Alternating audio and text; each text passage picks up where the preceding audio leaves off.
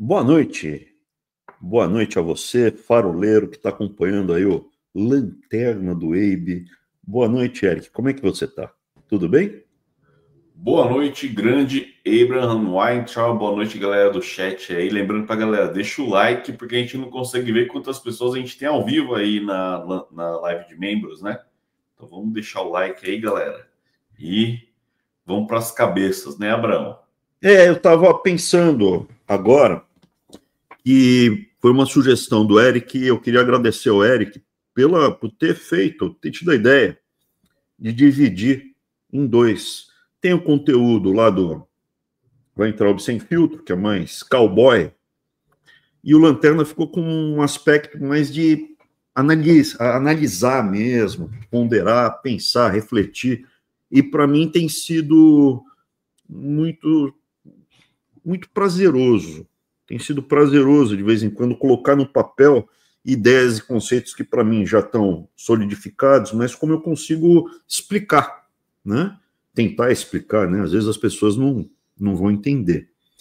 E um dos conceitos que eu volta e meia reforço e falo da importância, os termos, a linguagem. Olha, a gente tem que defender o capitalismo e eles o progressismo. Pô, eu não sou capitalista, eu sou a favor do livre mercado. Eu quero que o capital tenha taxas de retorno decrescentes. Né? Quanto mais capital, mais investimento. Né? Então a gente tem que aprender a ver os sinais, os símbolos, entender as referências, os paradigmas. E hoje talvez seja uma das coisas mais importantes para a gente analisar, que são os heróis, os paradigmas. E é sobre isso que eu preparei uma aulinha. Vamos lá? Vou colocar na tela aqui. Vai lá, Abraão. Então, um dos heróis da Grécia, porque eu vou comparar as principais culturas que influenciaram o mundo ocidental. Então tem Grécia, você tem a cultura, a mitologia nórdica, um pouco da celta, você tem a greco-romana, judaico-cristã, tem também a muçulmana. Eu vou dar uma pincelada nessas do modo geral para poder entender como essa dinâmica de poder. Não é do ponto de vista religioso, não quero ofender a religião de ninguém. Se você é greco-romano e acredita no Júpiter, fica tranquilo, tá? O objetivo não é te ofender. Eu comecei aqui com o primeiro slide é do Édipo, né, com a esfinge, decifra-me ou devoro-te. E o Édipo é um herói grego não tão admirável, não é tanto uma referência, que é uma história muito trágica. Mas ele... Oi? Mas ele traz o simbolismo do destino. O destino foi lido, olha, o oráculo tá, não tem como fugir disso, e os pais dele, quando ele nasce, o oráculo diz, vai matar o pai e casar com a mãe. Os pais mandam ele para a floresta, ele sobrevive, não é morto, aí ele é adotado por um outro rei, um outro reino, originalmente ele é de Tebas, né? E quando ele se torna adulto, ele vai ao oráculo, qual é o meu destino? Você vai casar com a sua mãe e matar o seu pai. Meu Deus! E ele não sabia que tinha sido adotado. Meu Deus do céu! E aí ele volta no caminho para Tebas, ele mata o pai dele, né? Tá caminhando, eles o agridem, são grosseros, tal, tem uma briga, ele mata o pai e os capangas do pai, que era o rei de Tebas, e depois ele mata a esfinge, né? Ele não mata, né? Ele ganha, ele decifra a esfinge e ela se mata, né? Casa com a Jocasta, a mãe dele, né? Tem filhos. Então é essa tragédia. Ele não cometeu nada de errado, era o destino dele. Por que esse destino é tão importante? Então, é a simbologia dos mitos fundadores de uma cultura, de uma civilização e dos seus heróis. Quais são os paradigmas que norteiam uma civilização? Vamos pegar desde o princípio. No princípio era nada e Fiat Lux, né? Surgiu Cronos, enfim, é muito parecido os mitos fundadores. Tem tudo a mesma raiz, tanto o judaico-cristão quanto o greco-romano. Vamos ver como surge o homem. Prometeu era um titã, era um deus, né? era uma linhagem de deuses, anterior de Marte, a de Atenas, né? Antes tinha os titãs. E o Prometeu teve uma guerra, o Júpiter destronou o pai dele, e o Prometeu, que ficou do lado desses deuses que ganharam dos titãs, ele ficou livre. Quando eles foram fazer os animais pelo mundo, Prometeu fez o homem do barro à sua semelhança, ou à semelhança dos deuses, como você preferir. Não há uma Bíblia na mitologia grega. Não existe uma compilação e esse é o livro oficial da mitologia grega. Tem várias histórias e prismas diferentes.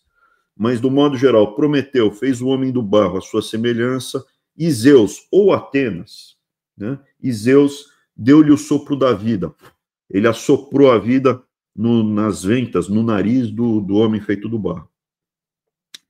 E aí o que aconteceu? Começou lá aquele bando de bichinhos lá, que era o ser humano e tal, e Prometeu, que era o pai, era o criador do ser humano, ele roubou o fogo dos deuses e entregou para os homens. E o fogo dissipou as trevas e trouxe luz, e com isso a civilização. Só que os deuses ficaram com medo, porque o homem começou a evoluir muito rápido. Estava tudo dando muito certo, as coisas estavam indo muito bem, quando, né, eles mandam a Pandora, né, caixa de Pandora, eles criam a Pandora e dão uma caixa de presente e falam, não pode abrir a caixa, hein? Você não abra a caixa. A curiosidade feminina, ela abriu e saíram todas as desgraças, doenças, guerras, para segurar o desenvolvimento do homem e impedir que o homem chegasse e suplantasse os deuses, como os deuses fizeram com os titãs, como os titãs fizeram antes com Urano, né? Então, é sempre uma etapa depois da outra. A história toda é essa, né? Começo, primeiro deus era o Urano, depois ele foi castrado por Saturno. Saturno devorava os filhos. Aí o Júpiter lutou contra ele, os titãs e Saturno, contra esses outros deuses, e aí ganhou, e os deuses estavam com medo que o homem fizesse a mesma coisa e destronasse o Júpiter e o Olimpo, né, os deuses olímpicos, né? Então, o que aconteceu? Mandaram uma mulher com uma caixa cheia de desgraça, falou, não abre. Quando ela abriu, saiu tudo, e por último saiu a esperança, né? No final, se ouvir a voz, era a esperança que queria sair. Então, eles não puniram o ser humano, eles não puniram o homem, eles fizeram as desgraças, pestes, guerras, etc., para impedir que o homem se desenvolvesse. Prometeu foi punido, Prometeu foi acorrentado no Monte Cáucaso, e aí a imagem que está descrita aí no vaso grego, ele acorrentado na montanha, no Cáucaso, o fígado dele crescia durante a noite, e um urubu, um abutre, vinha e comia o fígado dele durante o dia. Todo dia acontecia isso, o fígado cresce, né? Inclusive o fígado, né? Você vê que os gregos já sabiam lá atrás, o fígado é um órgão que se regenera rapidamente no ser humano, né? No transplante, você não precisa transplantar tudo, né? Então é muito, muito interessante o mito fundador, a criação do homem. É parecida com a do judaico-cristão. Só que tem as pequenas diferenças. Não na figura, mas na essência. De um lado é o fogo, é uma coisa material. No judaico-cristão é o conhecimento. Depois, Prometeu não é um cara mau, a serpente é. O Prometeu, que não é visto como alguém mau, criador do homem e tal, inclusive depois ele é liberto, né, pelo Hércules. O Hércules vai lá e liberta o Prometeu. O que fez ele agir de tal forma que ele roubou, né, o fogo, e por vaidade entregou para a obra dele, a criação dele, poder crescer, suplantar os deuses. Enquanto que você olhar, o veículo foi a serpente e a Eva seduzindo, né? A serpente seduziu a Eva e a Eva seduziu e desobedeceu, seduziu Adão e todos eles desobedeceram Deus.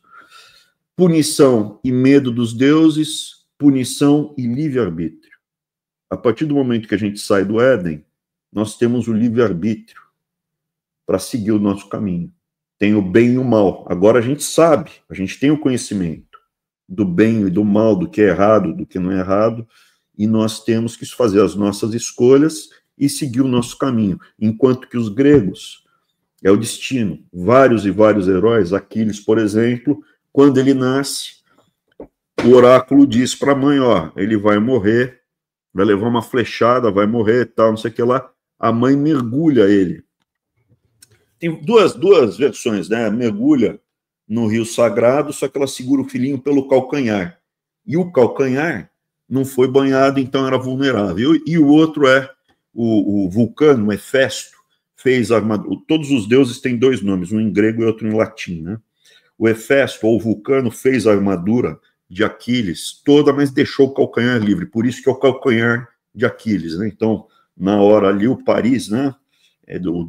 De Troia, joga a flecha guiada por Marte e corta o tendão de Aquiles, e ele morre. Então, o destino contra o livre-arbítrio, isso é muito importante. Quem fez o homem foi Deus. Quem fez o homem foi um dos deuses. Então, é muito profundo. Essa diferença fica também latente quando a gente olha para os heróis gregos. E aí tem uma diferença entre os gregos e os romanos. Porque na cultura grega, a malandragem, a esperteza, a astúcia, a enganação é vista como algo louvável. Para os romanos, isso é menos. Para os romanos, eles acreditam mais no confronto, na coragem, na pancada, no enfrentamento aberto. Tem também, mas não existe uma comparação. Quando a pessoa usa de muita astúcia, é porque ela é covarde. Então, existe uma ponderação. Quando você olha para os gregos, o principal herói deles, pode falar o Aquiles, sim, glória. A glória do Aquiles, ele vai lutar para ter glória. Ele, pessoal, Hércules, o Teseu, o Perseu. Então, mas o que eles mais... Talvez o herói mais admirado é Ulisses. Não era semideus, casado com Penélope. Não queria ir para a guerra. Eu quero ficar aqui na minha ilhazinha, levar minha vida aqui. Tal. Usa de astúcia, dá um samba para lá, não consegue escapar, tem que ir para a guerra junto. Com todo mundo que ele tinha prometido ir para a guerra. Tem toda a história, aqui não vou contar a Ilíada para vocês, isso é da Ilíada, né? E vai para a guerra, na guerra engana, que lá, o cavalo de Troia, a grande malandragem, né, que faz com que finalmente os gregos entrem dentro de Troia, porque as muralhas eram inexpugnáveis, né? Foi malandragem, foi a ideia do Ulisses. O detalhe, né, que é Odisseu em grego, Ulisses em latim, Odisseu em grego. Por isso que é a Odisseia. Você tem essa obra, são duas obras na realidade, você vê que elas foram feitas por grupos de pessoas diferentes. Não sei se foi o Homero que fez, mas não foi o mesmo autor, pelo menos não foi o mesmo autor. Se você lê as duas obras, você percebe que não foi o mesmo autor. Tá? E aí o que acontece? Você tem a Odisseia, tem a Ilíada, que é dos gregos, né? Os gregos, a grande aventura dos gregos, e depois a Odisseia, a volta de Odisseu para casa. Na volta também, malandro, engana, mente, se disfarça, cheio de artifícios. Então, para os gregos isso é muito louvável. Para os romanos, muito menos. Para os romanos, você tem quem? Heitor, que é morto por Aquiles, inclusive. Mas o Heitor é aquele cara que vai para o confronto, que é corajoso, que se destaca, enfrenta Aquiles. E o Heitor acaba morrendo, e quando Troia cai, tem um príncipe de Troia que se chama Enéas. Ele junta ali, quando está o pessoal invadindo, matando, saqueando, dividindo as mulheres, estuprando, ele pega quem ainda está livre, quem ainda consegue, põe no navio e foge para o mar, com o que sobrou de Troia. Aí vai para Cartago, fica passeando lá pelo Mediterrâneo, fica fugindo pelo Mediterrâneo, vai para Cartago e acaba chegando na Península Itálica. E na Península Itálica, esse grupo de troianos funda uma cidade chamada Alba Longa. Várias gerações depois, o rei de Alba Longa, que descendia de Enéas, tem uma filha. Essa filha é possuída, engravidada por Marte, e tem 2 filhos, Rômulo e Remo, que fundam Roma. Então, os romanos são descendentes, mitologicamente, né? Óbvio que não é verdade essa história, mas mitologicamente, o mito fundador, Roma, a origem de Roma é Troia. E essa dicotomia é importante até nas referências. Enquanto os gregos são mais agudos, maleáveis, os romanos são mais confrontivos, abertos, escala, engenharia, método, processo. Um busca mais o pensamento filosófico, tal, outro busca mais a ação, Heitor contra Ulisses. É muito interessante isso. Vamos comparar com outras civilizações? Judaica-cristã. Vamos comparar esses heróis gregos que eu falei com o da judaico-cristã. Você tem José, o primeiro José, né? O Moisés, o Sansão, vários profetas, eu poderia falar aqui, Daniel, o José, né, marido de Maria, pai de Jesus, próprio Jesus, João Batista, poderia falar de vários. E existe essa dicotomia também, assim como tem do greco para o romano, também tem para o judaico para o cristão. Existe uma diferença entre um e outro. Enquanto que você tem no Novo Testamento muito mais compaixão e doação em si, no judaísmo seria uma coisa mais, olha, o Deus é a vida é dura, é difícil, tem que obedecer, cuidado, tal, é assim, vamos, enquanto que no Novo Testamento tem mais amor, mais compaixão, não que antes não houvesse, mas o Novo Testamento tem mais. E essas referências, esses paradigmas são muito importantes. Não é um herói, primeiro, que está predestinado, com exceção de Jesus, talvez, né? Jesus, óbvio, né? Não estava predestinado. Mas os outros heróis todos, em vários momentos, era questão de livre-arbítrio. Eles podiam ter escolhido. Existe o questionamento, em vários momentos eles questionam por que comigo? Não dá para pegar outro, me deixa em paz, pelo amor de Deus, de novo. Então, a questão do livre-arbítrio, do sacrifício pelos outros e não por glória pessoal, isso é muito interessante, né? O sacrifício pelo coletivo não é um sacrifício para o filho ou para a família, é para o próximo, né? É uma coisa muito mais ampla. Existem conceitos de compaixão que você não vê na cultura greco-romana, valores, princípios que você não vê na cultura greco-romana. Você pode olhar também nos muçulmanos, nos nórdicos. Vamos falar dos nórdicos antes. Os nórdicos, vikings, né? Thor, Odin, Loki, é outro perfil. Mais parecido com o greco-romano, bem mais simples, menos sofisticado, e com características assim. Você vê que tem muita semelhança na parte do comportamento, né? Zeus, por exemplo, tinha vários casos extraconjugais, inclusive tinha o famoso caso de Ganimedes, né, que era um príncipe, que ele capturou um rapaz, né, e possuiu ele. É uma das luas de Júpiter, as 4 principais luas de Júpiter são 4 casos que Zeus ou Júpiter teve. Os principais casos, né, Europa, Io, Ganimedes e...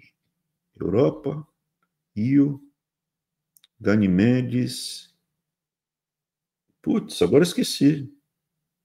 Europa, Io, Ganimedes. Esqueci, desculpa, gente. Calisto? Você descobriu ele? Não é Calisto? Calisto. É Calisto. Muito bom, Eric. Muito bom. Obrigado. São 4 mulheres e um rapaz. Nos nórdicos não tem, entendeu? Não é aceito esse tipo de coisa. Os muçulmanos, você vê, os próprios heróis também mostram uma dicotomia grande que aconteceu. Você teve, no caso dos xiitas, o martírio de Ali e de Hussein, que eu vou mostrar depois. Você tem o Saladino, que nem era árabe, né? Ele era curdo. E atualmente, você tem uma nova cultura mais confrontiva no mundo muçulmano, para parte desse mundo muçulmano, que as referências são, eventualmente, os mártires deles, né? Pessoas que fazem atos terroristas. A República de Deodoro também tem o seu mito fundador criado, artificial, em parte é verdadeiro. E hoje em dia, aonde eu vou chegar, é que nós estamos vendo a criação de novos heróis e de um novo mito fundador, de uma nova cultura ou civilização para uma parte dos brasileiros. Eu me recuso a participar de uma coisa ainda pior do que a República de Deodoro. E o que nós veremos é justamente isso. A criação dessa mitologia e desses heróis, estamos vendo acontecer, de uma cultura brasileira que eu não quero participar, eu não quero que os meus filhos participem disso. E eu acredito que uma parte considerável dos brasileiros também não quer, não aceita. Quando você vê uma nação, um grupo, com uma dicotomia grande dessa, acaba tendo uma guerra civil e uma separação, como foi o caso dos muçulmanos. Acabou havendo uma divisão entre xiita e sunita. Os xiitas são dos partidários do Ali e do Hussein, e os sunitas são os dos outros. Por quê? É um caminho, você vê uma bifurcação e separa. Continuam sendo muçulmanos? Sim, mas eles se pegam, às vezes mais do que, assim, se pega o tempo inteiro, briga o tempo inteiro. Irã, Hezbollah, sul do Líbano, alauíta é meio xiita, eles não é considerado 100%, então, eles são xiitas. O resto do mundo geralmente é sunita, tá? Tem alguns outros grupos, mas esses são os principais, sunita e xiita.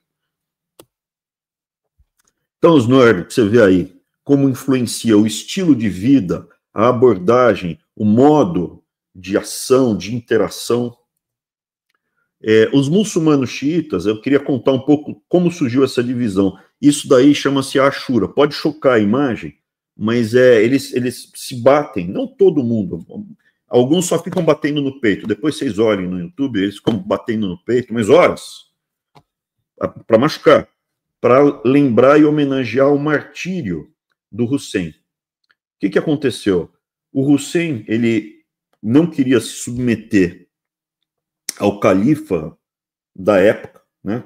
Ainda os muçulmanos estavam unidos num só governo, e o Hussein não queria. O Hussein era neto do Maomé, e ele não reconhecia no califa o líder, ele achava que ele não tinha condições de ser um líder. Detalhe, o pai do Hussein já havia sido morto por esse grupo aí de pessoas ligadas. Não esses que estão, esses são xiitas, os que estão se machucando aí. Não são todos os xiitas que fazem isso, tá? Mas tem bastante. Tem bastante. É chocante, a imagem é chocante. Está no YouTube. Mas o detalhe é o seguinte, então, esse grupo que são atualmente sunitas, uma parte deles matou o Ali e depois matou o Hussein. Os xiitas são os que seguem. O Hussein era neto do Maomé e era filho do Ali. O Ali, ele era primo do Maomé e se casou com uma filha do Maomé. Ele era primo do Maomé e casou com uma filha do Maomé, uma prima de segundo grau, né? Que chamava Fátima. Então, o Hussein, ele tinha vinculação com o Maomé pelos dois lados e foi martirizado, cortaram a cabeça dele, tripudiaram, levaram lá para a capital, para a metrópole, para o centro, pegaram a cabeça, mostraram para a filha, enfim, daí eles mostram aqui todo o martírio. Isso, com essa separação, né, você tem dois mitos fundadores, você tem heróis diferentes, você tem caminhos diferentes. No caso brasileiro, foi destruído praticamente todo destruído a linha mestra, não totalmente, que você vê, até a bandeira em parte tentaram capturar. A bandeira foi em parte capturada, aos trancos e barrancos. Mas você mudou, e não que essa mudança não pudesse ser feita. O mito fundador, muitas vezes, é realizado de forma artificial.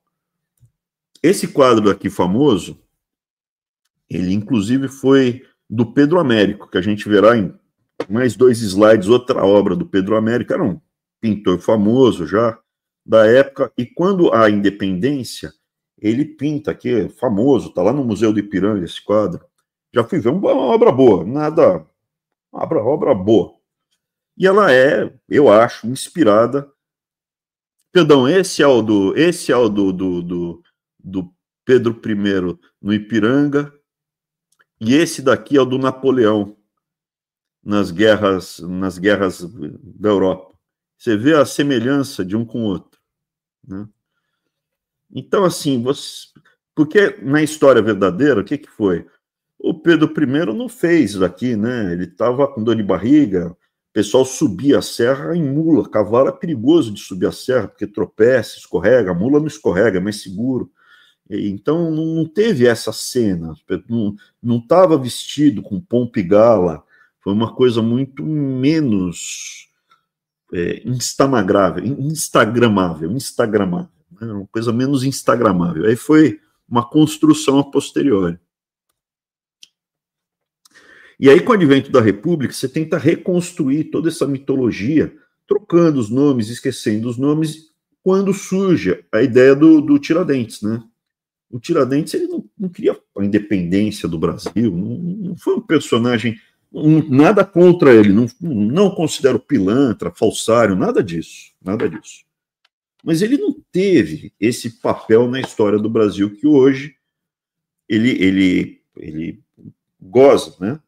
Tem feriado nacional, é Tiradentes, é um cara muito local, com interesses de um grupo local, para pagar imposto, menos uma coisa muito específica, pequena, perto da grandeza do país todo. É uma revolta regional, só. Então, o que aconteceu? Os milicos, os generais pensaram, a gente precisa recriar as referências, o mito fundador, uma nova história. Aonde você pega, no quadro do Pedro Américo, depois quando ele é destrinchado, o Tiradentes, se você notar, está até no formato do mapa do Brasil. Aí atrás do quadradinho ali do QR Code, tem uma cruz. Do lado, entre o QR Code e a cabeça do Tiradentes, tem a cruz. E você vê o martírio, né? Então, o tempo inteiro passando a imagem que o Tiradentes é Jesus, lembra Jesus. João Batista também pode ser. Tem a cruz, tem o sacrifício pela nação. E você cria esses mitos, esses novos mitos, para quê? Para sombrear, para esquecer, para apagar os anteriores. Então é Jesus contra Pedro I. Irmãos Andrade, com José Bonifácio, Dona Leopoldina, Princesa Isabel, Padre Anchieta, Padre Manuel da Nóbrega, Cacique Tibiriçá, os bandeirantes. Mas eles cometeram maldades. Tudo bem, mas eles fazem parte do mito fundador, da história, da fundação dessa nação. Você pode não gostar. Você pode falar, Abrão, eu prefiro os tupinambás e não os tupiniquins. O Brasil foi fundado pelos tupiniquins com os portugueses. Os tupinambás estavam do lado dos franceses. Os tupinambás perderam a guerra. Quem ganhou foram os tupiniquins. Então, você pode não gostar, você pode falar, eu queria ser um crenacroro, beleza. Eu quero ser um goitacás, que era outra tribo de índio. Pode ser o que você quiser, mas a fundação do Brasil é português com tupiniquim. E os bandeirantes? Você tinha brancos, muitos cristãos novos, mas principalmente mestiços, de portugueses com as índias. Então, veja, bandeirante, goste ou não, ele faz parte do nosso mito fundador. Sem os bandeirantes, o Brasil seria uma casca de noz. Sem os bandeirantes, o Brasil seria uma curiosidade geográfica. Seria como, talvez, Goa. Talvez um pouco mais do que Goa. Angola. Não teria o gigantismo que ele tem hoje. Sem os bandeirantes. E os bandeirantes são essa fusão, tupiniquins com portugueses, que foram civilizados dentro do cristianismo pelo padre Anchieta e pelo padre Manuel da Nóbrega. Pedro II, os irmãos Rebouças, Caramuru e tantos outros que foram esquecidos, apagados. Se você for a casa dos Andrada, né, que eram 3 irmãos, né, os irmãos Andrada, você tem lá o casarão deles em Santos, está alagado, abandonado, esquecido.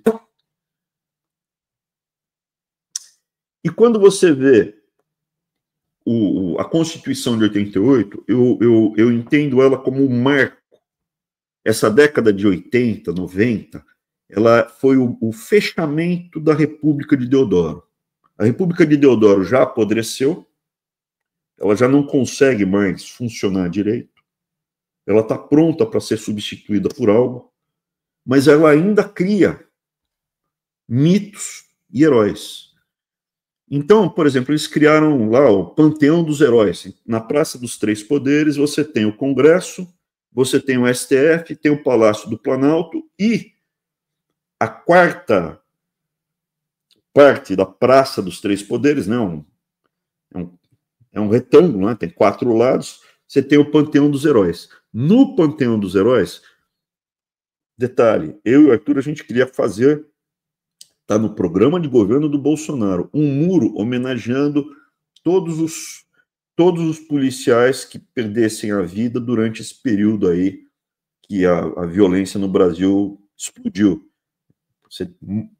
Todo ano morrem 550, 600 policiais. Então você está tendo uma guerra no Brasil. Já é uma guerra civil no Brasil. 50 mil pessoas, 60 mil pessoas morrem assassinadas por ano no Brasil e 500 a 600 policiais. Isso é número de guerra. O Abrão, para quem não conhece o Panteão dos Heróis, eu vou colocar um vídeo aqui que ficou famoso esses dias. Aqui, ó. O pessoal fazendo um sexozinho lá em cima. Esse aqui é o... E fez de 4, aparentemente, hein? De dia. Se o pessoal olhar ali embaixo, ó, vai ter... Trocaram de posição, acho que a moça tá de costas. Vai ter gente passando, isso aqui foi durante o dia, olha lá, ó. O pessoal passeando ali, ponto turístico. Boa, Eric. Dos heróis. Bem lembrado. Se você conseguir, põe a foto de cima para mostrar o panteão onde é. No programa de governo do Bolsonaro, nós teríamos, como é, né? Se for aqui em Washington, você tem muros com homenagem a cada um dos heróis que morrem tal, no combate para preservar a sociedade. Quem morre para preservar a sociedade? Bombeiro, professora. No MEC eu tenho... Putz, quando finalmente não saiu a homenagem que a gente queria fazer, professor morre, todo ano morre professor em sala de aula, assassinado. A gente queria fazer lá no Panteão, fazer um muro com os heróis, fazer uma cerimônia, o cara vem, recebe, tal, a família, óbvio não é uma pessoa que morreu, mas a família, filho e tal. Como é feito qualquer país que quer. Aí está o Panteão, tem como mostrar onde ele fica, no palácio? É bem no centro do poder. O simbolismo é esse, estão demarcando o território. Quem está demarcando o território? As pessoas que destruíram o nosso país. Pessoas que destruíram o nosso país escolheram os heróis. Quando você olhar os nomes, ali caiu o queixo. Tá? Fica ali no... É que não consigo mostrar. Aí tá bom, ó. É bem na bandeira. À esquerda fica o Palácio, à direita fica o STF e as suas costas fica o Congresso. Tá? É bem central. Põe na apresentação de novo, por favor. Mas os militares, os generais lá não quiseram fazer, porque praticamente não morrem. Aliás, não morre. Soldado, tenente, capitão, general. Então só ia ter bombeiro, policial e professor lá no Panteão, né? No muro dos heróis. Quem está no muro? Quem está no livro? Esse daqui é o livro de aço. Então, quando você entra lá dentro daquele prédio, tem os heróis do Brasil. No livro de aço está marcado os heróis do Brasil. Quem está lá? Putz, Deodoro da Fonseca, óbvio. Tiradentes, Getúlio Vargas, a Dandara, que provavelmente nem existiu. O Zumbi do Palmares. Zumbi do Palmares era um cara que capturava escravo. Quando os caras escapavam, ele lá pegava e usava de escravo. Os irmãos Rebouças não estão. Se é para colocar gente de cor escura, põe. Tem um monte de brasileiro negro que pode ir pro... Por que tem que pôr o Zumbi ou a Dandara, que aparentemente nem existe? Brizola. Tá no Heróis da Pátria, tá lá. O Rui Barbosa, que eu já contei aqui, tem um capítulo nas aulas, no playlist vai lá, aulas de história. Eu conto quem foi e o que fez o Rui Barbosa, os escândalos que ele participou, escândalo. Ficou muito, muito rico, fazendo coisas muito, muito erradas. O JK, mas o JK construiu Brasília. Ele foi o primeiro que criou o esquemão das empreiteiras no Brasil. Foi o primeiro grande, onde o jogo das empreiteiras no Brasil muda de patamar. Ulisses Guimarães, tá? O Miguel Arraes e o filho dele, o Eduardo Campos, os dois estão. O Antônio Conselheiro, aquele louco de Canudos, louco de Canudos, doido de pedra, louco. Ah, mas ele estava, cara, ele não foi, eu não vou falar que ele assim, era um grande vilão, ele convenceu milhares de brasileiros do agreste nordestino a fazer um movimento maluco lá. E aí a República, com medo, porque escutou que eles eram monarquistas, mandou tropa para matar todo mundo. Então foi um massacre, mas não foi o único massacre da história do Brasil, não foi o único massacre da história da República. A República massacrou no Paraná tanto quanto. E para coisa pior, para roubar terra. E botaram ele, o Antônio Conselheiro, maluquinho. Tem o Padre Cícero, herói do Brasil. Os lanceiros negros são heróis do Brasil. Está lá. Dom Pedro II não está. O Brizola está, o Pedro II não. A Leopoldina também não. A Dandara está, mas a Leopoldina ou a Isabel também não estão. Os irmãos Andrada também não. Os lanceiros negros estão, mas os pracinhas que foram lutar na Segunda Guerra não estão. Mas esse livro de aço, ele representa a República de Deodoro que está desmoronando, com a esquerdalha, está desmoronando. Quando nós estávamos lá, um muro para homenagear policiais, professores, bombeiros que morrem, os milicos lutaram, atrapalharam, não deixaram sair. Aí eu falei, vamos fazer então em frente ao MEC. Mas já tinha, eu já estava voando mosca em cima de mim quando começou a andar a ideia. E diante dessa situação toda, você está feliz? Você acha que está bom assim, ter o Brizola como herói do Brasil, da nação? Você e sua família estão bem representados por esses heróis? Por esses valores, por esse conjunto de referências morais, por esses paradigmas? Eu não estou, eu não me sinto. Eu não quero isso para os meus filhos e para os meus netos. Eu realmente não quero nada disso para os meus filhos e para os meus netos. Não quero participar mais. Calma que ainda está 5-0 para a Alemanha, porque sempre pode piorar. A Alemanha fez 4 gols contra o Brasil. Deus dos... Calma. Sempre pode piorar. Porque a República de Deodoro, ela está ruindo, ela está esfarelando. O Bolsonaro, quando junta todos aqueles movimentos de classe média para vamos mudar a República de Deodoro, a gente nem tinha essa percepção. A República chamava de mecanismo, chamava o sistema. É a República. Isso começou com aquele lixo de união entre fazendeiro pilantra, vagabundo corrupto e a milicada do Deodoro. a República está esfarelando, porque abusaram muito, está absolutamente esfarelando. Todos esses movimentos de classe média, geralmente é a classe média que faz rupturas. Foi capturado pelo Bolsonaro e o Bolsonaro traiu todo mundo. Era para fazer o mural, porque esse muro mostra, ó, os nossos heróis estão aqui. Não são esses que estão no livro. As nossas referências e o que a gente quer para as próximas gerações, esse que é o caminho, não é novela da Globo. Só que o livro de aço e as novelas da Globo já foram.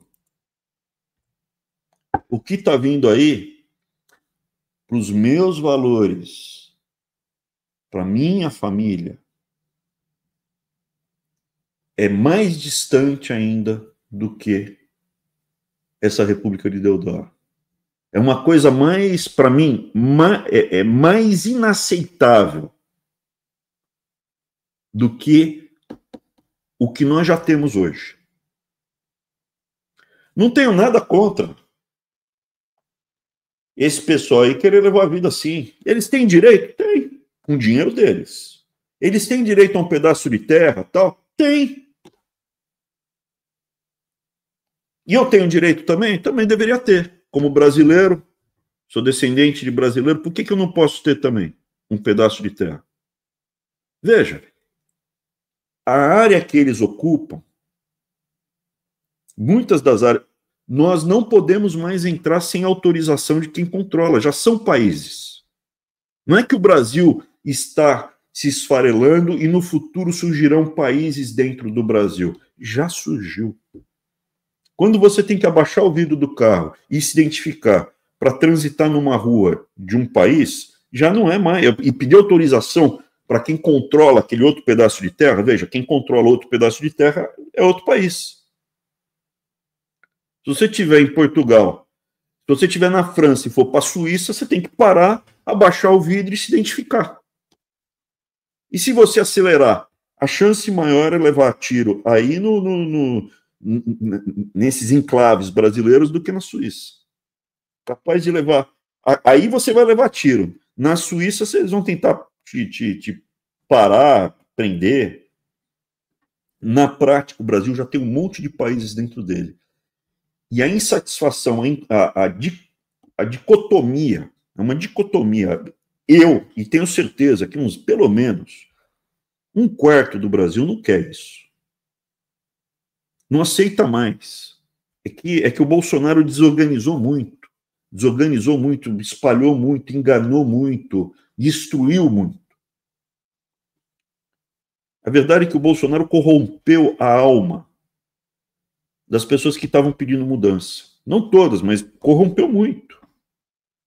Enganou muito, corrompeu mesmo. Em alguns aspectos ele corrompeu. Então o que acontece? Eu acredito que em algum momento, esse 25% do Brasil que não tolera isso, vai se reagrupar e vai exigir, olha, ou mais autonomia para algumas regiões do país, ou separa mais, do jeito que está não dá. Pode ser que sejam todos destruídos. Eu já estou fora do Brasil, né? Já tive que sair do Brasil. Mas eu estou vendo uma dicotomia muito grande. E isso está na cara das pessoas, porque, olha, não se trata de um... Veja, ele está sorrindo, a população toda aí está sorrindo, feliz da vida. Tem mulheres, tem mães, tem jovem, tem velho, tem vovó, tem... Cara, não é mais um grupinho, é toda uma civilização, toda uma sociedade que age, pensa, se veste, se comporta. Fala, Eric. Eu tenho o vídeo desse momento aqui que ele foi solto, cara. Foi reforçada em frente ao complexo de Jericinó, na zona oeste do Rio de Janeiro. O cantor Oruan foi até o local e chegou a subir em um ônibus. A polícia militar usou bombas de gás lacrimogêneo e spray de pimenta para conter o tumulto. Marlon Brandon Coelho Couto, o MC Pose do Rodo, foi liberado na tarde desta terça-feira. Ele estava preso desde na noite de Não, é muito útil, é um novo herói, é uma nova referência, um novo paradigma. Inclusive aquela Deolane, quando ela foi presa também, Abrão, já tá solta, né? O pessoal acampou na frente da cadeia lá para ela. Enfim. E a gente ia passar uns vídeos aqui que o jurídico vetou, né? Que é tipo o pessoal falando assim, pô, o que você acha da prisão do cara aí? E aí as menininhas, assim, de 15... ai, prenderam meu homem, isso é um absurdo e tal, porque para elas é o príncipe encantado, né? É a visão do que deu certo. Igual você fala, antes era jogador de futebol, era, enfim. Agora é o paradigma aí da mulherada, cara. É isso que vocês estão vendo. É isso que vocês estão vendo. Acontece em camadas mais humildes, acontece na classe média e acontece no topo. Aquele influencer fortão que foi pego aí com um monte de notas que o ligam a suspeita, né, de fornecer compostos químicos para o refino da pasta base, tá, frequenta, bate em palma, vai em restaurante, anda de carrão. Quando você circula pelo São Paulo, Rio de Janeiro, pelo Brasil todo, você sabe que as pessoas são suspeitas de coisas gravíssimas. Veja, eu não enxergo muita diferença entre a honestidade do Lula e desse cara que foi solto, ou do Oruan. Não vejo diferença. Todos eles, a justiça falou que são honestos e devem ficar em liberdade. Para mim, ele, o Lula, o Oruan, toda essa turma aí, os donos da Folha, os donos da Rede Globo, os donos dos monopólios, as lideranças do PT, o único problema é que, como já está muito depauperada a República, está se esfacelando, estão começando a surgir o quê? Esses warlords. O que são warlords? São senhores feudais. Vai ter um feudozinho pequeno aqui, outro ali, outro ali, outro ali. De repente pode ter um governador mafioso que controla mais a polícia, junto com o tráfico, o crime organizado. E ele começa a matar inimigos ou pessoas. Pode acontecer. Você vai ter paizinhos, você vai ter, para entrar no lugar, precisa pedir autorização, permissão e tal.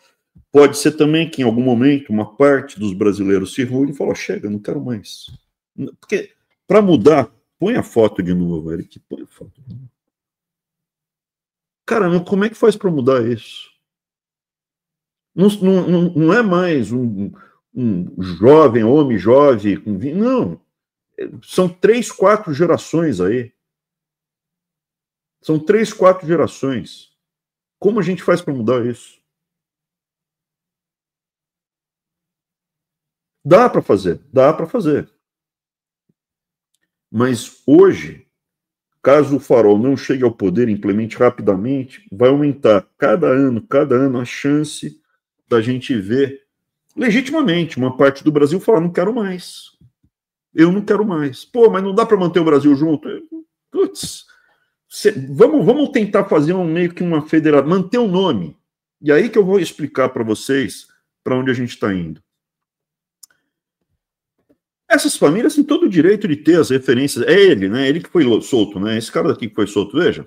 Eles têm o direito de ter as referências dele, mas não com Bolsa Família dos meus impostos. Eu não quero pagar imposto para eles receberem Bolsa Família, não quero nada, eu quero distância, eu quero ter um controle de fronteira, de divisa, disso aí. Eles vivem lá, eu vivo aqui.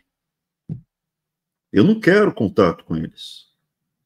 Nenhum contato, não quero escutar a música deles, eu não quero ter contato com os produtos que eles consomem, não quero nada, quero distância. E quem naquele grupo eram as nossas referências? Aqui, ó, olha a foto. Olha as nossas referências. Aqui os policiais. Olha a cara de derrota deles.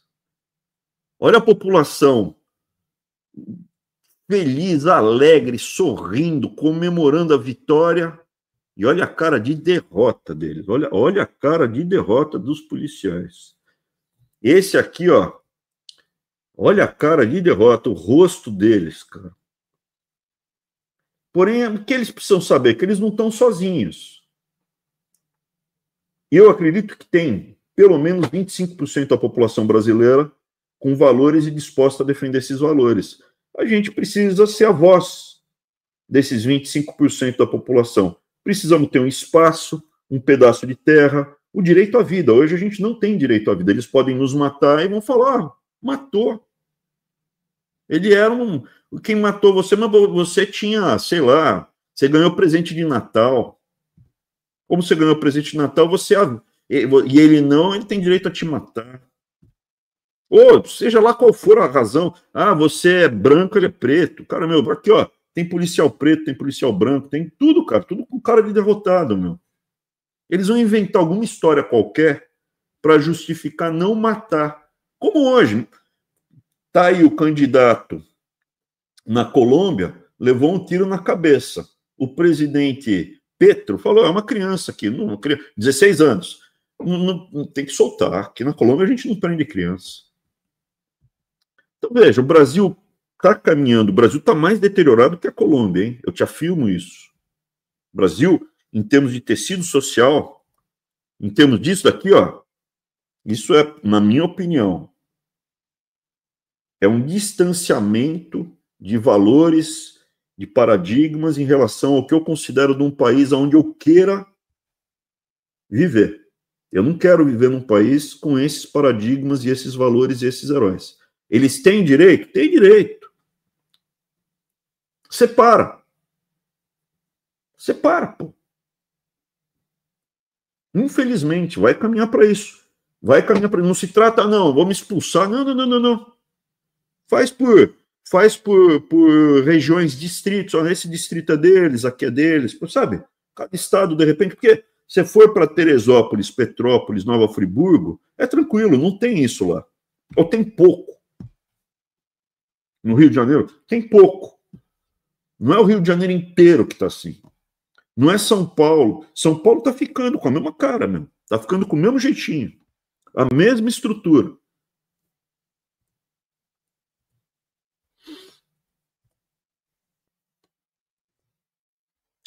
Isso caminha para uma guerra civil. O Brasil já está numa guerra civil. Os números já são de guerra civil. Está matando 60 mil brasileiros todo ano de morte violenta, de assassinato. E mais 50 mil no trânsito. E morre todo ano 500 a 600 policiais. Nas guerras atuais, quando os Estados Unidos entram em guerra, vai para o Iraque, Afeganistão, não morre por ano 600 soldados em guerra.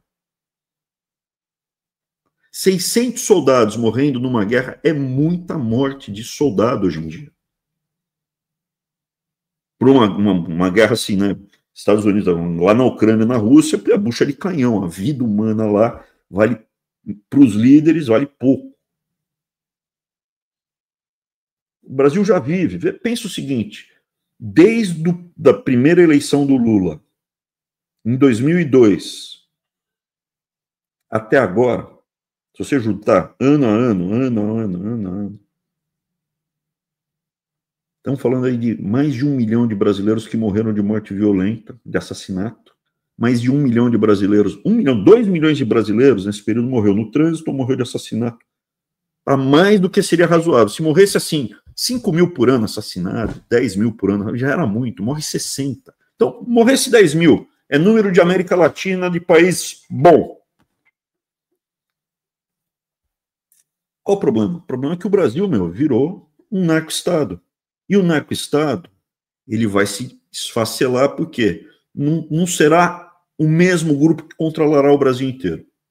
Tá? Deixa eu passar próximo slide.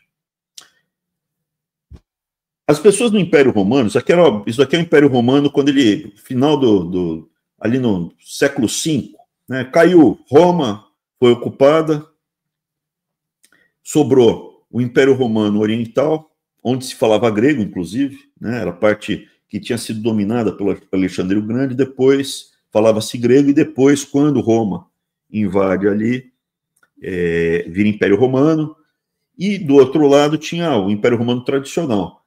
Quando entra em decadência, vem um monte de povos germânicos e invadem, né? Tem franco, visigodo, suevo, vândalos, né? Os ostrogodos, saxões, bretões, e tomam aquele Império Romano. Só que a curiosidade é que eles já estavam meio romanizados. E quando eles ocupam o território, eles não quebram completamente a dinâmica de interações sociais, interações econômicas. Piora muito, afunda, começa a Idade Média, mas não é de uma vez. Se você circulasse por essa região, que já não existia mais Império Romano, mas as pessoas ainda se identificavam como romanas, falavam que eram romanas, falavam latim, e acreditavam que era mais um período que Roma estava atravessando de dificuldade. Daqui a pouco aparece alguém aí e restabelece o Império Romano Ocidental. Demorou muito tempo para as pessoas falarem, não, acabou mesmo. Não foi de uma vez. O cara tem relatos que esses godos, visigodos, chegavam nas fazendas, fora da Península Itálica, e falavam, olha, eu quero ficar com isso daqui e tal. Eu queria comprar. Eles não chegavam e arrancavam. Eles falavam, eu quero comprar, que dava um troco, né? Dava um cavalo velho. Mas eles queriam ainda manter um certo ar de civilidade. Então é importante isso. A visão que hoje o Brasil já é meio que o Império Romano se esfacelando. Porque quando você pensa em guerra civil, você pensa, não, guerra civil americana. Não. Está mais parecido com o fim do Império Romano. Você terá diferentes, por exemplo, aqui no fim do Império Romano, você entrava lá os hunos chegavam e falavam, quero isso, quero aquilo, tipo o Partido Comunista Chinês. Eu quero isso, eu quero aquilo, isso é meu, isso não quer lá, tal. E arranca o toco. Daqui a pouco aparece outro grupo, que é mais coisa. Se você olhar, não está nesse ponto ainda, mas você já começa a ver países dentro do Brasil. Isso aqui não é meu, não, é da UOL, tá? É Folha de São Paulo, falando aqui, ó. A divisão. São Paulo, lembra do fluxo da pasta base? A pasta base vem aqui, Mato Grosso do Sul, São Paulo, é refinado em São Paulo, e aí vai para o Porto de Santos, para o exterior. Aí o PCC não abre mão. Depois você tem PCC Comando Vermelho, você tem Comando Vermelho, e aí você tem um monte de outras disputas, né, em maior ou menor grau, em diferentes regiões e estados. Além disso, porque a partir do momento que você não pode mais transitar em paz por um lugar, já não é mais o mesmo país. Você tem um monte de reservas no Brasil que você já não consegue entrar. Não estou falando de propriedade privada, estou falando de reserva. A reserva faz parte do país. Por que eu não posso entrar? Tem estrada que você não pode atravessar. Tem coisa do Partido Comunista Chinês que a gente, no Brasil, que você já não pode mais entrar. Você não pode mais entrar. E as ONGs? E os campi? Campi é plural de campos, tá? O campo universitário, né? E os campi universitários. Polícia pode entrar? Eu posso entrar? Eu posso entrar nos campi hoje? Eu escutei em Santarém de um monte de ongueiro, e está gravado, com a minha filha no colo, entre aspas, índio de cocar de plástico, falando, vai embora dessa terra, que essa terra é minha. Essa terra, está no meio de Santarém, ao pé do chão, eu estava em Santarém, essa terra é minha, vai embora. Cara, meu, essa terra é minha, cara, é minha também, meu. Eu falei na hora, não é porque você está com cocar na cabeça que você é mais brasileiro que eu. Já não existe mais a percepção de um povo só. Por isso que naquela entrevista que vazou, quando a Damares fala, porque os povos indígenas, os povos ciganos, eu ainda vi o Brasil como uma coisa só.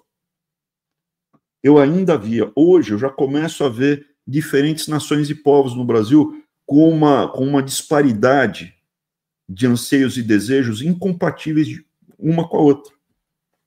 Isso pode se dar de uma forma mais suave, isso pode se dar de uma forma menos suave.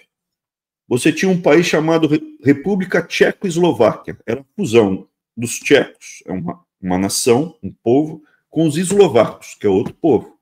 Um olhou para o outro e falou, sem sentimento, não é pessoal, mas é melhor você ir por aqui, a gente vai por ali, vamos separar. Não precisamos estar junto, não está legal. Vamos separar. Você segue o seu caminho, eu sigo o meu. Separou numa boa. A Iugoslávia teve briga, teve morte, teve sangue, foi 20 vezes pior.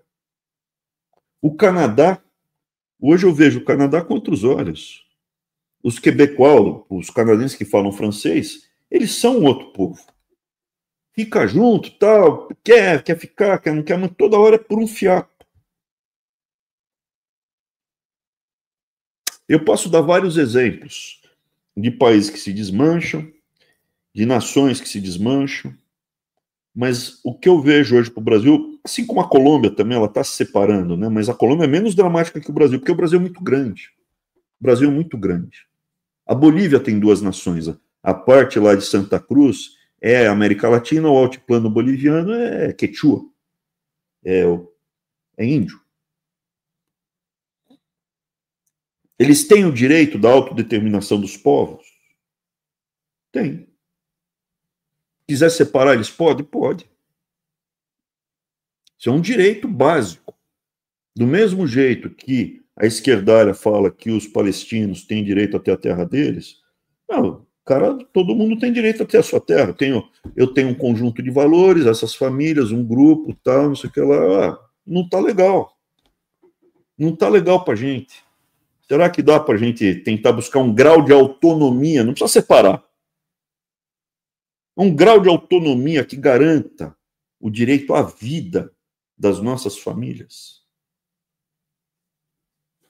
E também assim, não adianta você, vou eleger o fulano de tal, o cara é legal, mas o cara tá ligado ao crime organizado, com bet, com suspeita de tráfico. O cara, é óbvio, ele vai ser um warlord eleito. Mas você não será um cidadão. O dia que você cruzar a linha com ele, você leva um tiro de fuzil no aeroporto.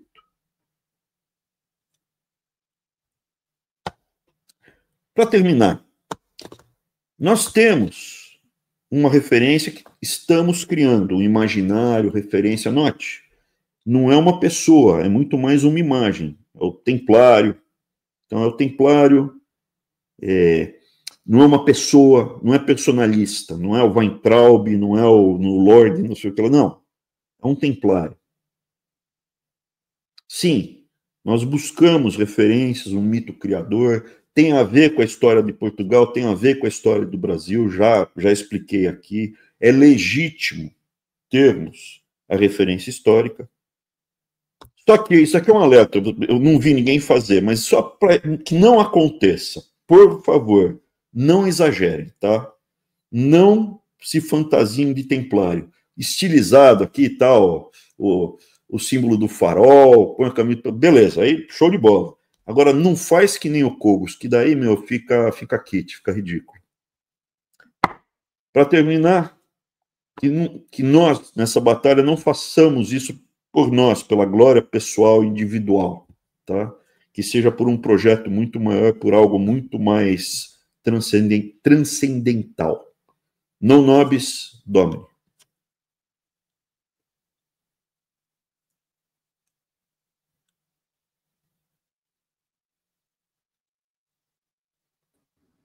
É isso aí, acabou a apresentação. Mais alguma coisa para mostrar, para falar? Tem os vídeos lá da Colômbia, né? Que Põe da Colômbia. Ontem. Você citou aí, né? Um pedaço, mas para variar, né? Narcoestados, né? Vou colocar aqui o vídeo do pré-candidato, né? À presidência da Colômbia, Uribe. Inclusive, o Uribe é da família do Uribe, que trabalhou lá no banco também, né? Que foi presidente. Não, ali era o Pastrana. O Uribe é o ex-presidente da... Ele é da família do ex-presidente. Mas tinha um Uribe também antes do Pastrana. Tinha. Mas era parente distante, era um senhor mais velho, sim. Sim, tinha Uribe. Beleza? Vou dar um play aqui.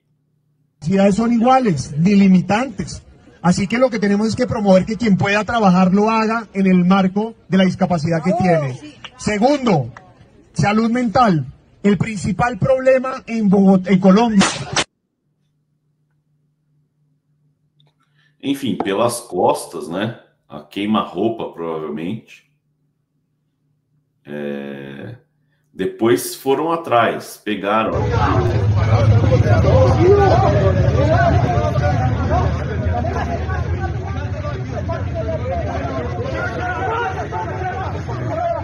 Brilhante, né? Pero déjeme darle los números. Claro, ya sacamos,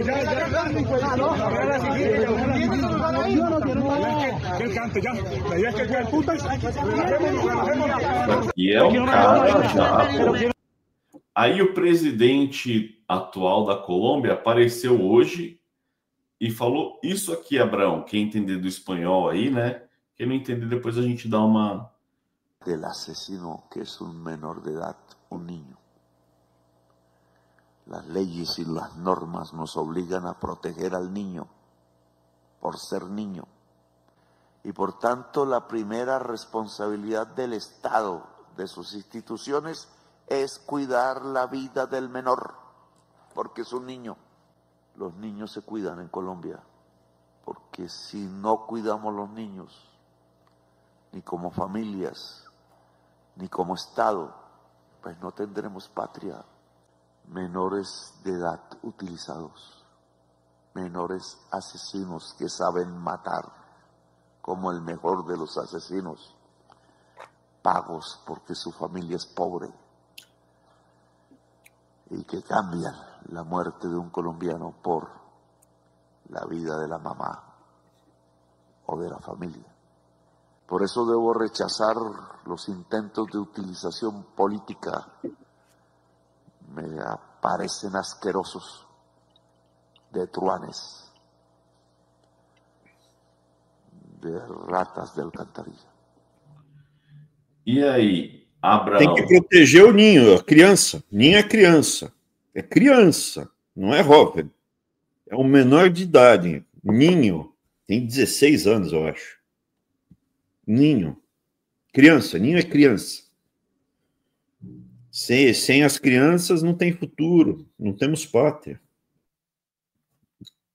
Então, veja, é do jogo. No Brasil também se mata muito, né? Se mata muito, vai se matar mais, cada vez mais.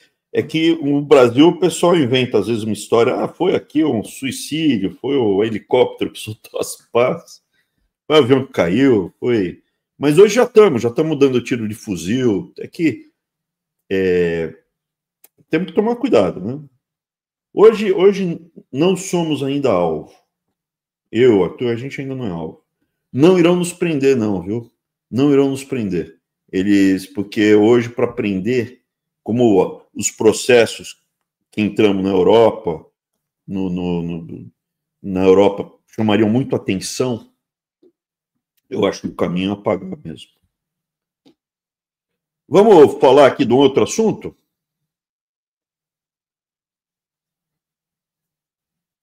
Vamos lá, tem um react aqui que você queria fazer? É um desafio. Eu queria mostrar aqui. Eu nem lembro o que foi, que ele me citou, e eu queria fazer um desafio. Põe aí. Professor Léo, Prof. Léo, né? É. Prof. Léo, vamos lá. Prestar mais um depoimento daqui a pouco no STF, agora à tarde. E há uma previsão de ser um depoimento tenso com possíveis punições, mas o STF parece que está arregando para o Bolsonaro. Já descartaram tornozeleira eletrônica e estão dizendo que o Bolsonaro é um bom réu e que não tem risco de fuga. Ora, se o STF está com essa interpretação, é um erro do judiciário. O Bolsonaro, é indubitável que ele vai fugir quando for condenado. Tornozeleira eletrônica, tudo bem, pode ser até um pouco demais, mas bloqueio de bens tem que bloquear os bens do Bolsonaro, porque ele já testou todos os limites da lei. Ele fugiu para uma embaixada, ele pode não fugir do território brasileiro, mas se ele estiver numa embaixada, ele já está em um outro país, mesmo estando no Brasil. Ele vai fazer isso, ele vai tumultuar todo o nosso processo de votação em 2026, como ele já está tumultuando. Não é possível que o STF vá cometer de novo o mesmo erro com o Bolsonaro. Que medo que o STF tem do Bolsonaro? Será que eles temem que o Bolsonaro vai jogar a dentadura no Alexandre de Moraes? Só pode ser isso. Coloque nos comentários o que você acha que vai acontecer com esse depoimento do Bolsonaro. O STF já foi bonzinho demais com o Bolsonaro? Seria um erro o STF achar que o Bolsonaro não vai fugir? Olha, eu tô muito decepcionado com o judiciário brasileiro. Muito decepcionado. Pra prender pobre e preto, nossa, eles são os leões. Mas o Bolsonaro, que é um tchutchuca, eles são tchutchuca também.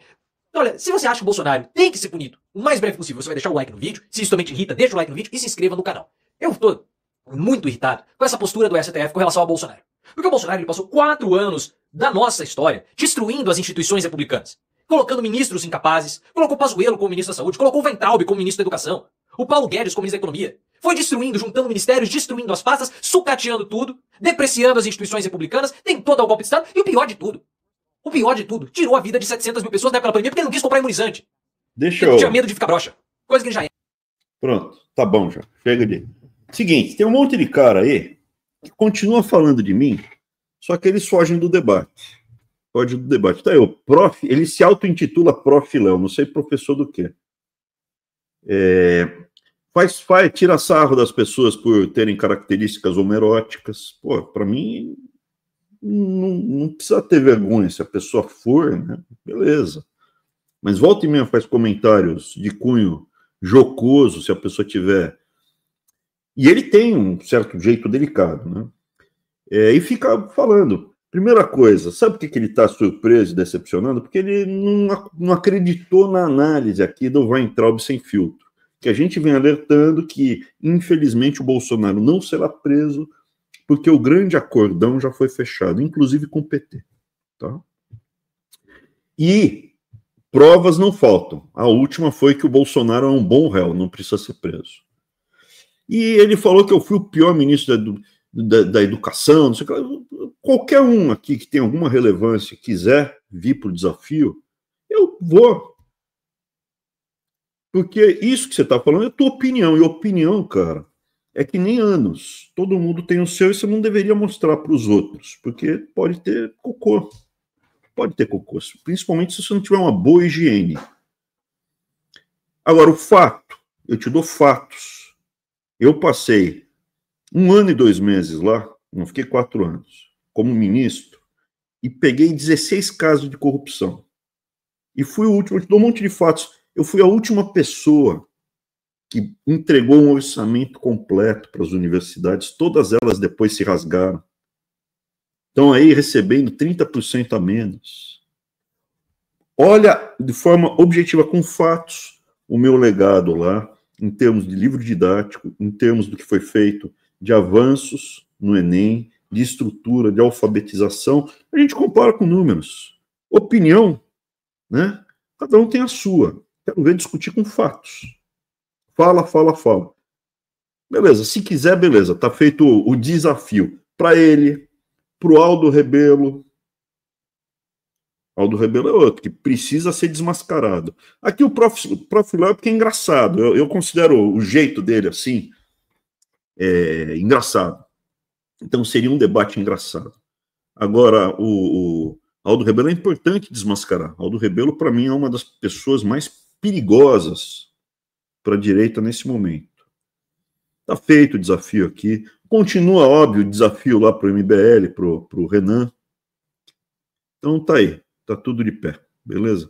Óbvio, se alguém da família Bolsonaro tiver coragem, também vem mostrar que aonde eu tô mentindo em tudo que eu falo. Se eu tivesse mentido, eles já teriam me processado. Beleza? Mais um? Beleza, Abraão. Tem um outro vídeo aqui que você pediu para comentar do Morgenstern, né? Que ele também não gosta muito de você. A gente processou ele. Mas vamos fazer o comentário para já deixar o corte pronto, que é sobre acho que depois você vê aí se dá para colocar, é sobre nazismo, né? Porque também tem um monte de cara da esquerda debatendo com pangaré, com galo cego, cavalo manco, e eles vão para o debate e perdem o debate, porque não tem argumento, não tem preparo. E a questão do nazismo ser de esquerda é muito clara. E os caras perdem o debate. Então eu queria mostrar mais para vocês verem os argumentos que por que o nazismo é de esquerda. Por favor. Vou colocar aqui.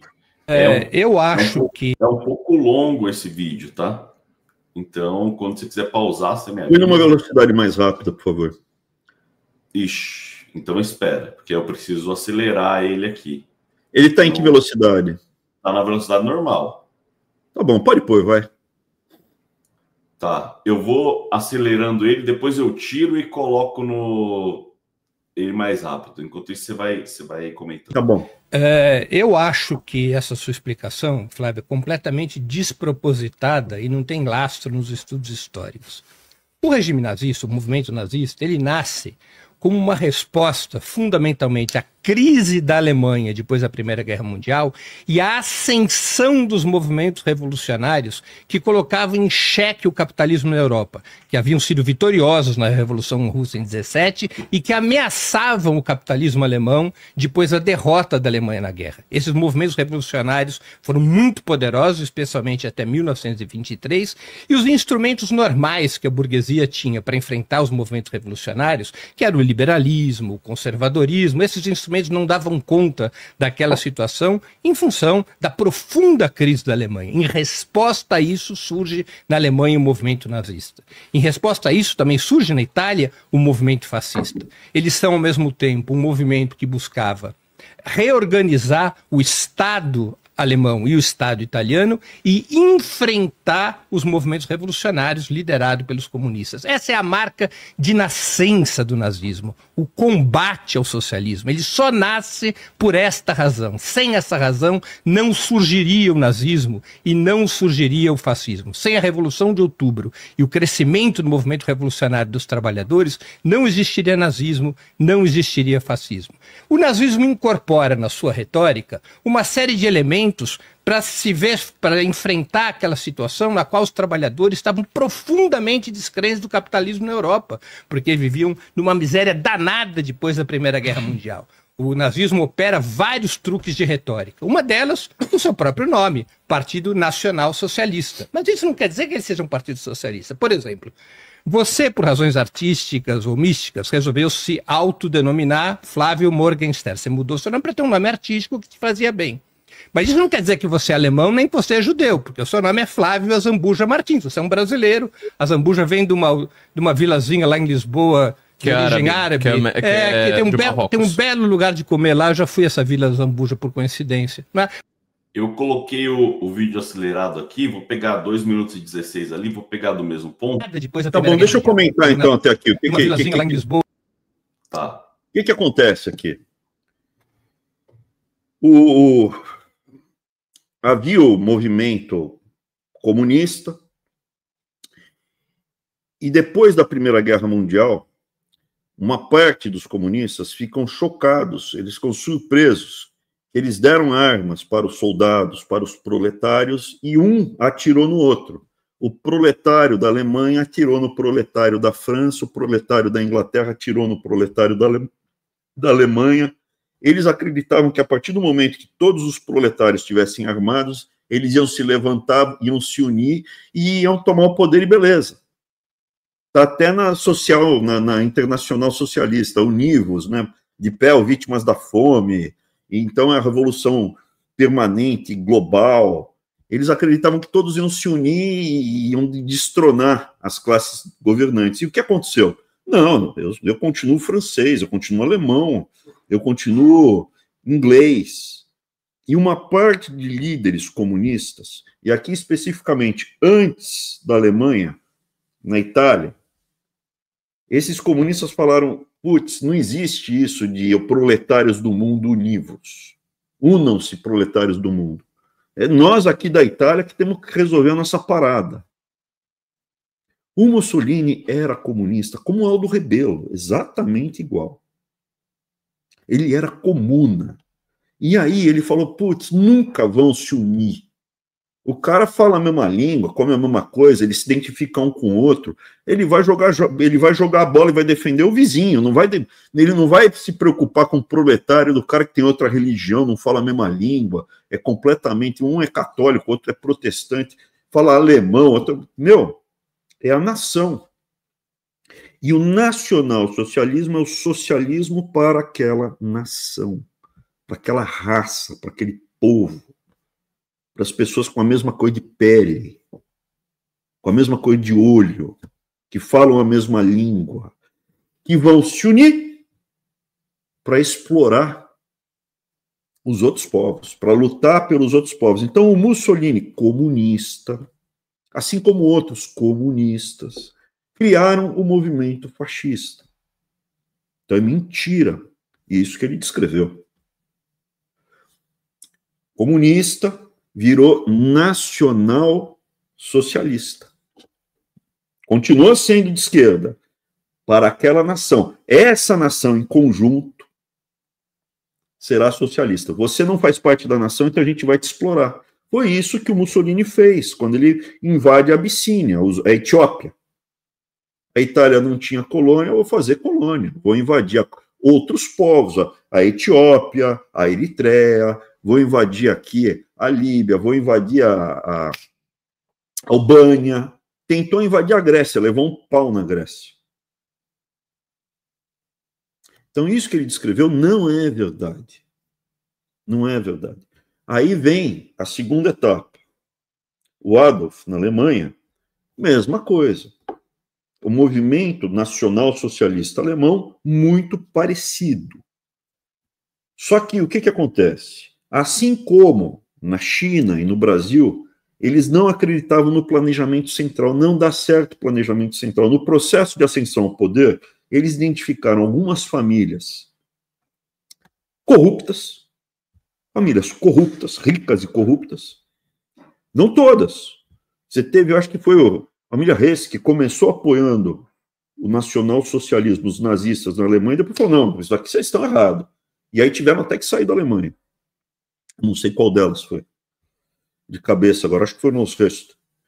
E aí o que acontece? São os campeões nacionais da Alemanha, são os campeões nacionais da Itália. Escolhe algumas famílias que já têm dinheiro, já têm algum, e concentra toda a produção, a economia, a riqueza em alguns poucos conglomerados. Esses poucos conglomerados, como foi feito no Brasil,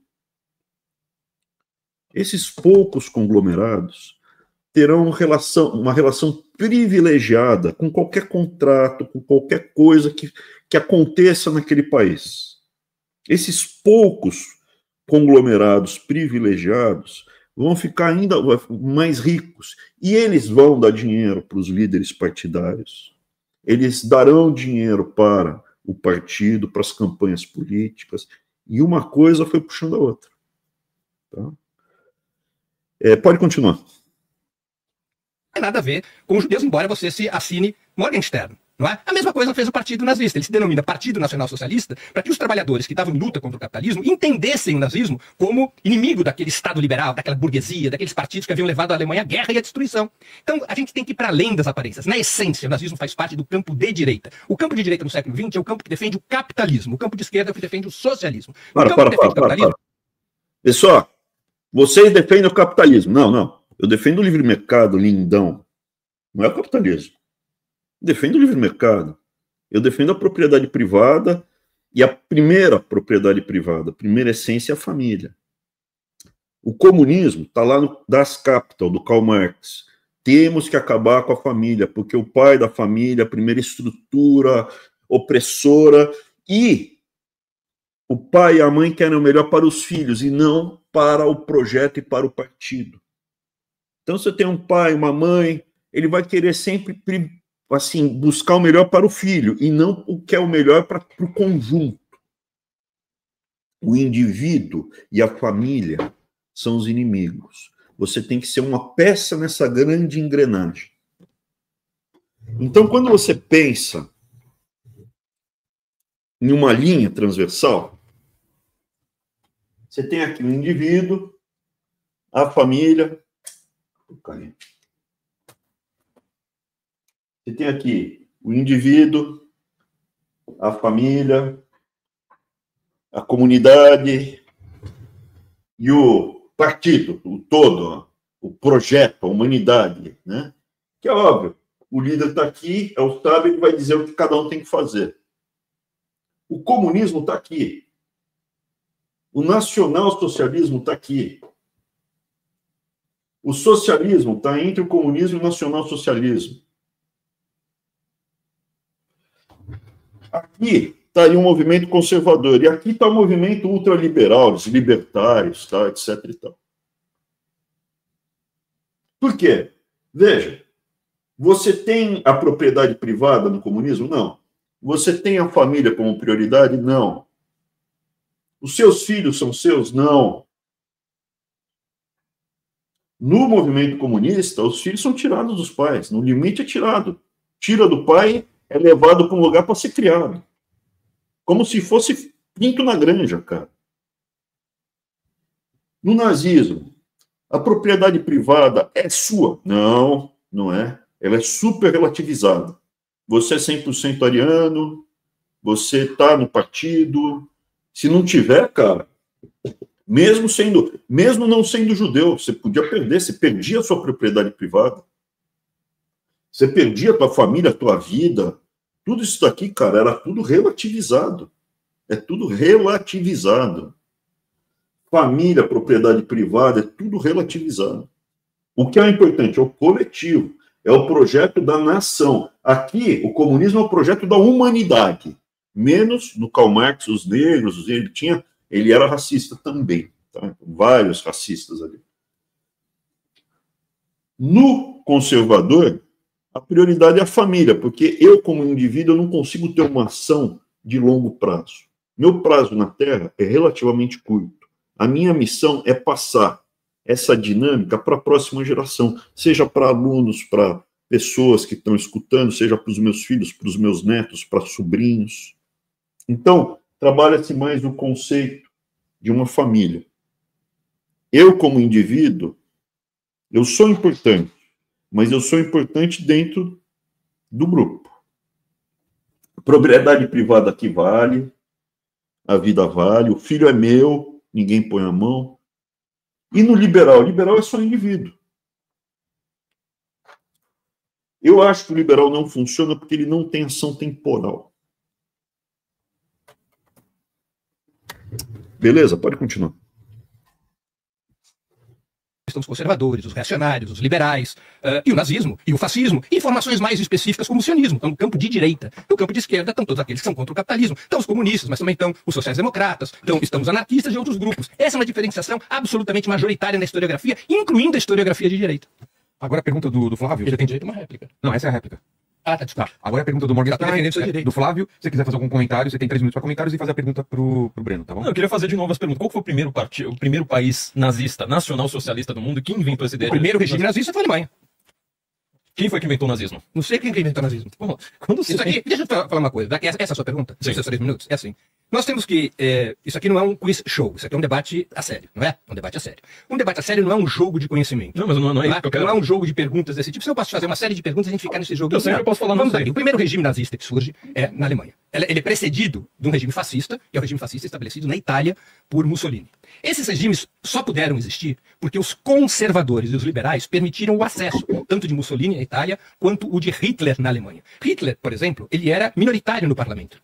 Ele não tinha maioria no parlamento alemão. Ele jamais poderia ter chegado a ser chanceler se o partido do centro católico na Alemanha, que tinha como um dos seus principais líderes, von Papen, não preparasse a ascensão do Hitler, não convencesse o então presidente conservador, o general Hindenburg, a nomear Hitler chanceler, e se o partido do centro católico não tivesse armado uma maioria para Hitler poder ser primeiro-ministro. Mais ainda, o partido do centro católico votou na lei de poderes especiais que estabelece a ditadura nazista em 1933. Hitler só pôde ter 2/3 do parlamento alemão porque os conservadores votaram junto com o partido nazista. Os conservadores na Alemanha permitiram a ascensão de Hitler. E os conservadores e liberais na Itália permitiram a ascensão do Mussolini. E por que isso acontece? Porque conservadores e liberais são iguais aos nazistas? Não. Mas porque conservadores e liberais fazem parte do mesmo campo ideológico do nazismo. Eles não são nazistas, mas eles se dispuseram a se aliar com o nazismo para derrotar os comunistas, para derrotar o campo do socialismo. Foram eles os cúmplices, os avalistas da ascensão de Hitler. Sem von Papen não existiria o governo de Hitler. Sem o partido do centro católico não existiria o governo de Hitler. Sem os conservadores e liberais na Itália, não existiria o governo de Mussolini. Então é uma aliança apoiada pela grande burguesia da Itália e da Alemanha que permite a ascensão do fascismo na Itália nos anos 20 e, finalmente, do regime nazista em 1933. Esses são os dois grandes regimes fundamentais do campo nazifascista. A Itália de Mussolini e o regime nazista da Alemanha estabelecido em 1933. O resto é parolagem, jogo do quiz show. O campo da direita, no qual está o nazismo, mas também os conservadores, os liberais, que é o que defende o capitalismo, ele tem outros valores que unificam esse campo. O colonialismo, o racismo, a misoginia, são valores conservadores entranhados. Bom, agora, vamos lá, já foi muita coisa. Então vamos lá. Primeira coisa, o fazer alianças. Existe a realpolitik, né? A verdade, a política de verdade. Isso de aliança, o conservador fez aliança com o nazista para evitar que a Alemanha virasse comunista, porque havia um temor que, assim como a Rússia caiu na mão dos bolcheviques, e os bolcheviques foram matando e destruindo todo mundo à esquerda.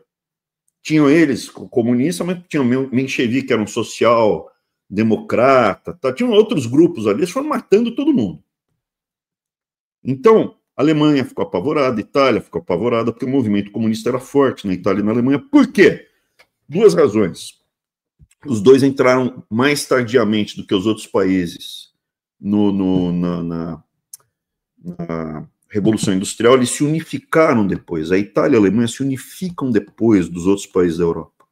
E entram mais tardiamente. Então, havia ausência de colônias, eles não conseguiram ter a mesma projeção, o mesmo sucesso que França, Alemanha, a mesma riqueza, a mesma estrutura. Eram países mais bagunçados.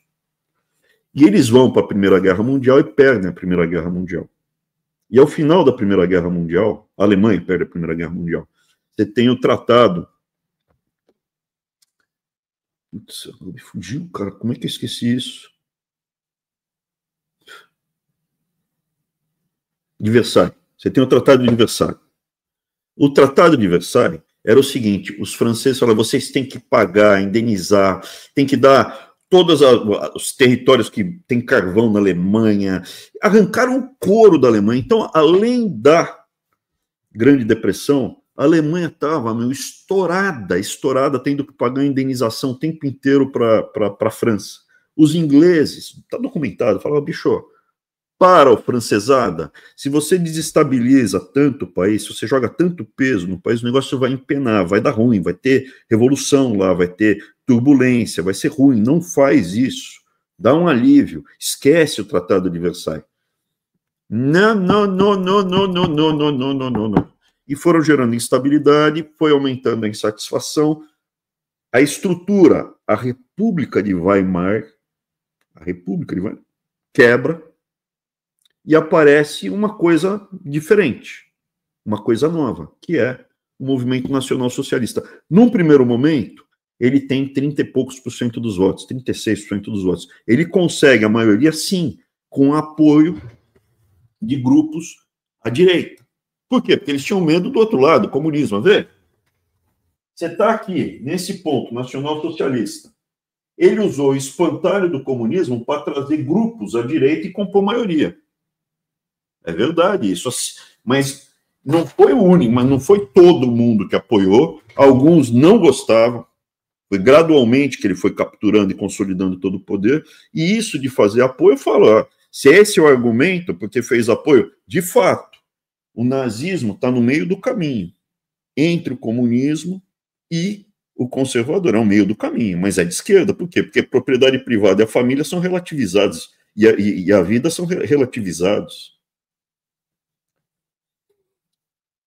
O que acontece? Se o argumento é fazer acordo à margem, ele fez esse acordo à margem aqui para conseguir a maioria no Congresso alemão, e ele fez acordo com Stalin para ocupar a Polônia.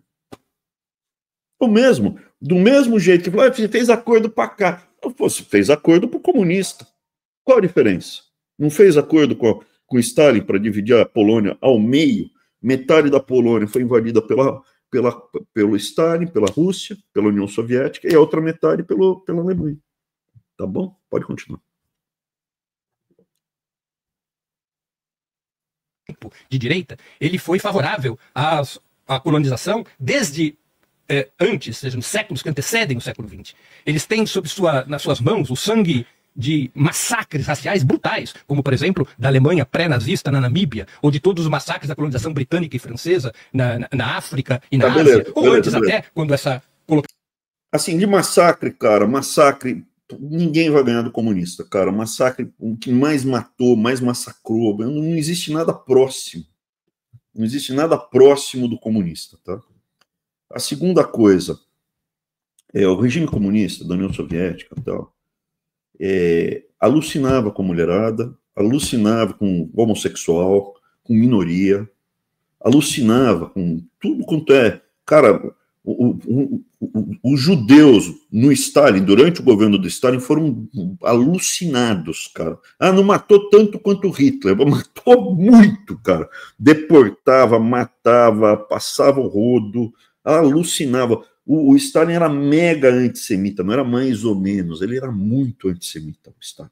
Mas, veja, não é só de judeu, não. Contra negro, contra a própria população. Pol Pot, no Camboja, matou 1/3 da população. 1/3. Imagina no Brasil alguém matar 70 milhões de brasileiros, cara.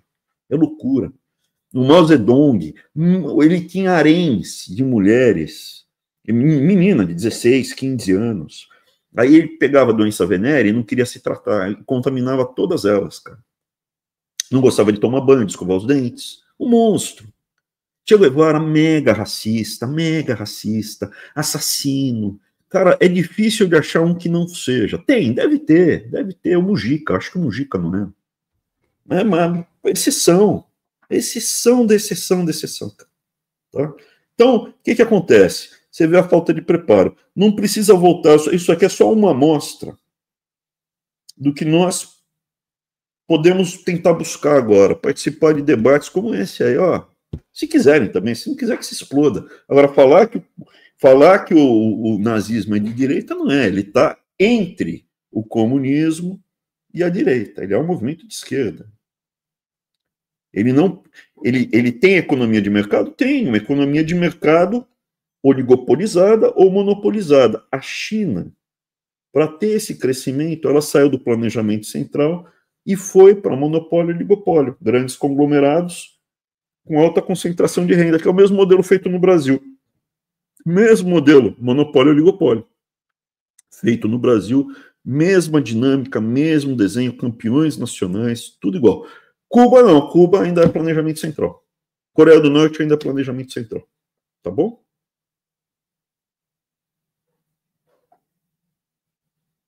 Beleza, Abraão. Quer continuar o react ou... Não, chega. Eu acho que era esse o sinal, entendeu? Eu vejo que, infelizmente, tem muita gente que não tem preparo e está perdendo os debates todos. Não faço questão de debater com esse Altman, não. Esse daí é fácil, né? Tá aqui, ó, já está feito aqui, já está gravado, aqui estão os argumentos, é ridículo, cara. Os argumentos que ele apresentou são absolutamente ridículos. Você tem que bater onde está a base. Família e propriedade privada é uma realidade inquestionável ou é relativizada? É relativizado, cara? Então você está próximo aqui do comunismo, cara. O nazismo, o comunismo, tudo muito próximo. Muito próximo. Tá bom? E a minha preocupação realmente é o estrago que Aldo Rebelo tem feito, o despreparo, né, das pessoas em conseguir apresentar as alternativas e os caminhos que a gente tem. Então, o MBL, para mim, infelizmente, está ocupando espaço e enganando muita gente. Está feito aqui de novo. Para mim, a prioridade seria desmascarar o MBL e desmascarar o Aldo Rebelo, hoje. Quiser colocar aí para debater aqui, a questão do nazismo, eu achei muito chinfrim essa argumentação, muito fraco.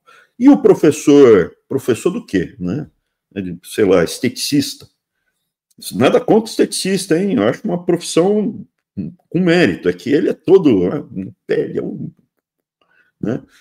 É porque é engraçado. Seria engraçado, eu gostaria de ter um debate com ele para perguntar no que era a redução dos ministérios. Fui eu mesmo, eu que desenhei, eu que planejei, eu que implementei, não foi só eu sozinho, né? Tinha mais gente, mas é comigo mesmo, e não me arrependo. Eu gostaria de ter reduzido mais. Tá bom? Estou aqui à disposição.